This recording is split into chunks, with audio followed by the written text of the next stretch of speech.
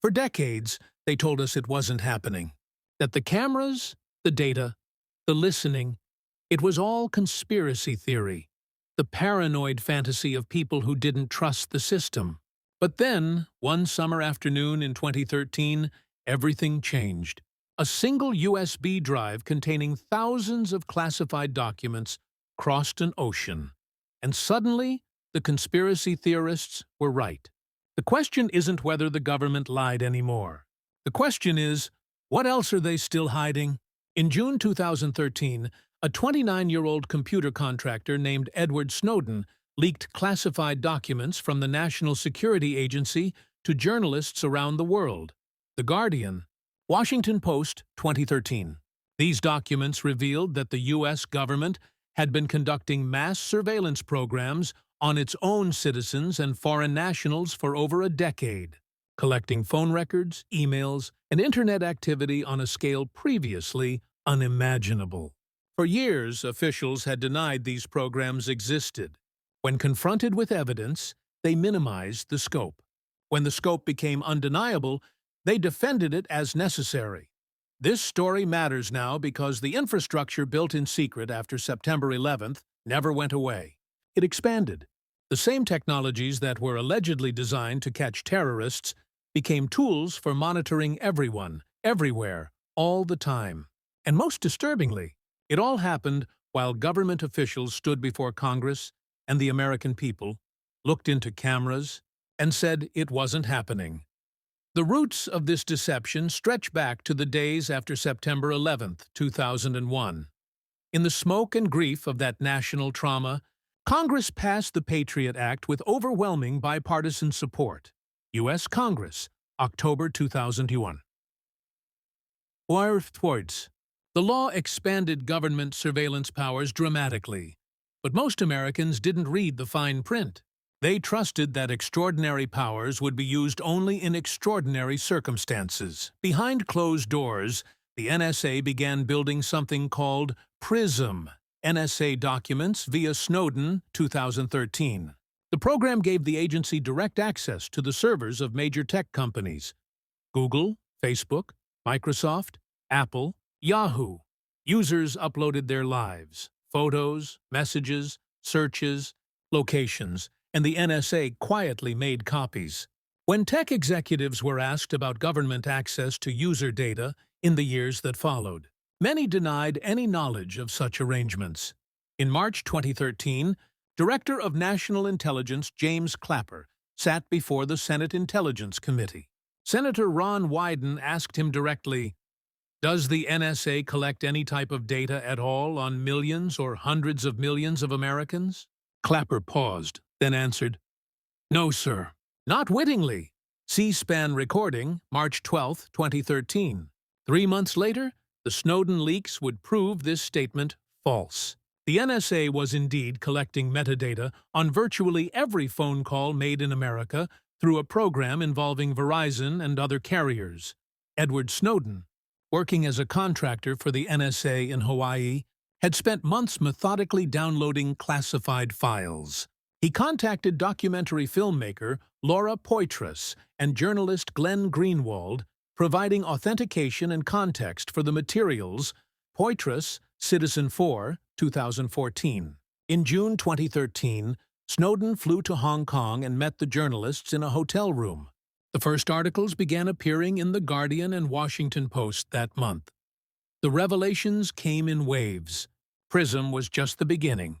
Documents showed programs called Upstream, which tapped directly into fiber optic cables carrying internet traffic. Another program called XKeyscore allowed analysts to search through vast databases of emails, chats, and browsing history without a warrant. The Guardian, July 2013. The NSA had also worked with British intelligence agency GCHQ to tap undersea cables, capturing data as it flowed between continents. Perhaps most shocking was the revelation that the NSA had deliberately weakened encryption standards and inserted backdoors into security protocols. New York Times, September 2013. The agency tasked with protecting American digital infrastructure had been secretly undermining it. They'd paid companies to insert vulnerabilities that the NSA could exploit.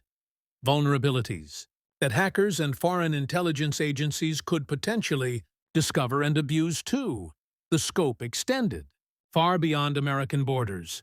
Documents revealed that the NSA had monitored the personal phones of allied world leaders, including German Chancellor Angela Merkel. Der Spiegel, October 2013. The agency had tapped into data centers operated by Google and Yahoo in foreign countries, bypassing legal restrictions that applied on U.S. soil. They'd collected contact lists from email and instant messaging accounts on a scale of hundreds of millions per day. The Snowden documents were authenticated by multiple news organizations using established journalistic protocols. New York Times, Washington Post, The Guardian Editorial Standards 2013. The NSA never denied the authenticity of the leaked materials. Instead, officials confirmed the programs existed while arguing their legality and necessity. Director of National Intelligence Clapper later apologized for his congressional testimony, calling his answer the least untruthful response he could give in an open hearing. NBC News, June 2013. Internal NSA documents showed that analysts had used the databases to spy on love interests, a practice so common it earned the informal name Lovint. Wall Street Journal, August 2013. These cases were reported as isolated violations, but they demonstrated that the systems lacked adequate safeguards. The Foreign Intelligence Surveillance Court, which was supposed to oversee these programs, operated in near-total secrecy with a documented approval rate exceeding 99%. FISC Annual Reports, 2001-2013. Multiple independent investigations confirmed the program's existence and scope. The Privacy and Civil Liberties Oversight Board, a U.S. government watchdog, concluded in 2014 that the phone metadata program was illegal and had not prevented any terrorist attacks that wouldn't have been stopped through conventional means. PCLOB report. January 2014. A federal judge ruled the program likely violated the Fourth Amendment's protection against unreasonable searches. Judge Richard Leon. District Court ruling, December 2013. Government officials defended the programs as legal under existing law and crucial for national security. They argued that collecting metadata, who called whom, when, and for how long, was fundamentally different from listening to conversations. The data was only examined when analysts had reasonable suspicion, they claimed, and multiple layers of oversight existed. NSA Public Statements, 2013-2014. Some security experts supported this view, noting that intelligence agencies had successfully disrupted terrorist plots and that mass data collection served as an early warning system. They argued that public disclosure of these methods damaged national security by alerting adversaries to surveillance capabilities. Former NSA Director Michael Hayden, various interviews, 2013-2014. Civil liberties advocates countered that metadata reveals intimate details of people's lives, their associations, movements, habits, and beliefs. They argued that collecting information on millions of innocent people without warrants violated constitutional principles, and that the secrecy surrounding the programs prevented democratic oversight. Technology experts noted that the NSA's backdoor insertions and encryption weakening made everyone less safe in the long run. The debate over Snowden himself remains unresolved. Supporters view him as a whistleblower who exposed illegal government activity at great personal cost. He faces charges under the Espionage Act and has lived in exile since 2013, currently in Russia. U.S. Department of Justice indictment, June 2013. Critics argue he should have used internal reporting channels and that his leaks compromised legitimate intelligence operations and endangered lives, though no specific casualties have been publicly documented. Millions of people discovered that their private communications had been swept up in government databases without their knowledge or consent. The psychological impact of surveillance is subtle but corrosive. It changes behavior, chills speech, and erodes trust in institutions. Journalists communicating with sensitive sources, lawyers consulting with clients, activists organizing movements, all had to assume their communications might be monitored. The revelations fractured relationships between the U.S. and allied nations. European leaders expressed outrage at learning their personal devices had been targeted. Technology companies faced a backlash from users worldwide who felt betrayed by their cooperation with intelligence agencies. Some companies reported losing billions in potential business, particularly in international markets where American technology was suddenly viewed with deep suspicion. Information Technology and Innovation Foundation Report, 2014.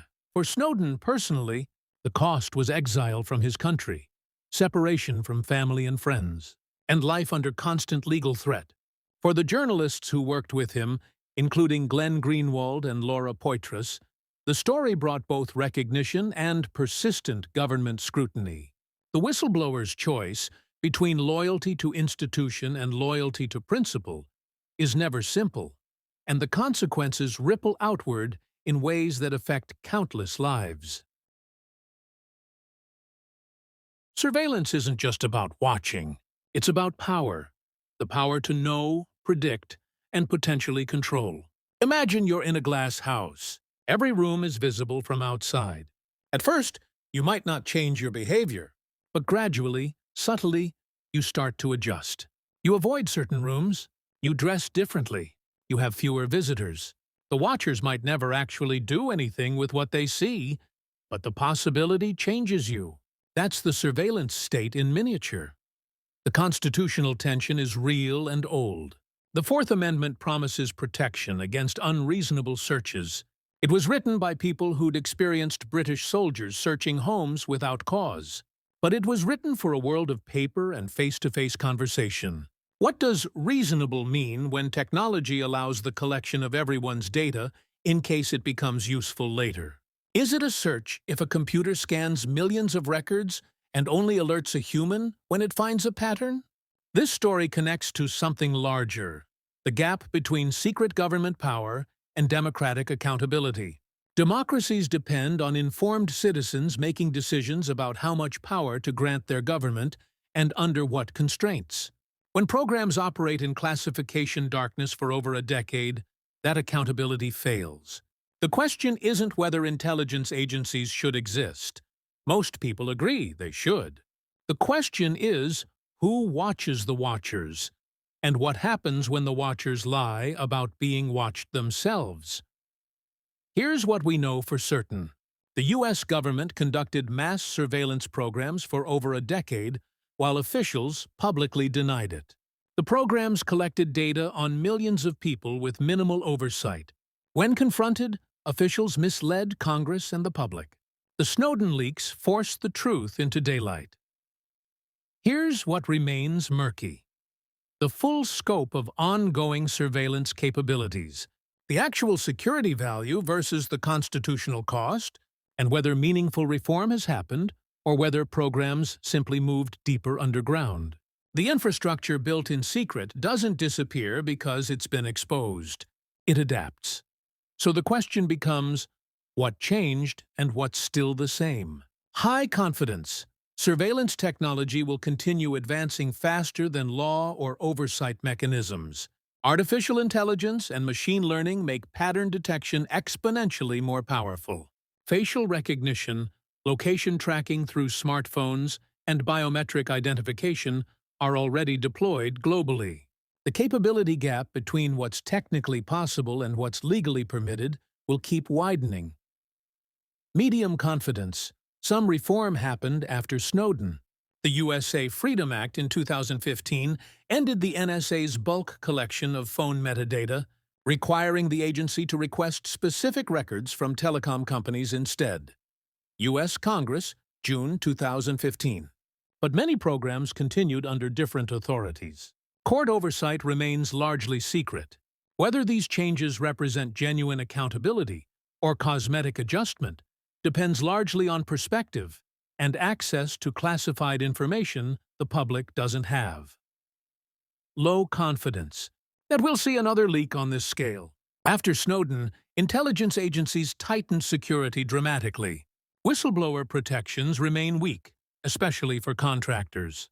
The prosecution of subsequent leakers has been aggressive.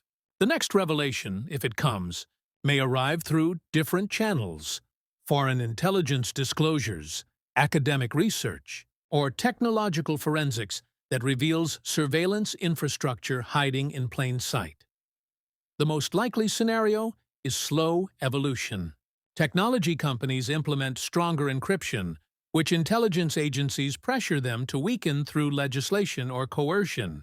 Congress passes surveillance reforms with enough loopholes to preserve operational flexibility.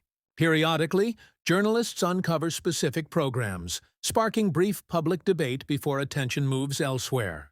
The fundamental tension, security versus privacy, secrecy versus accountability, never resolves. It just shifts shape.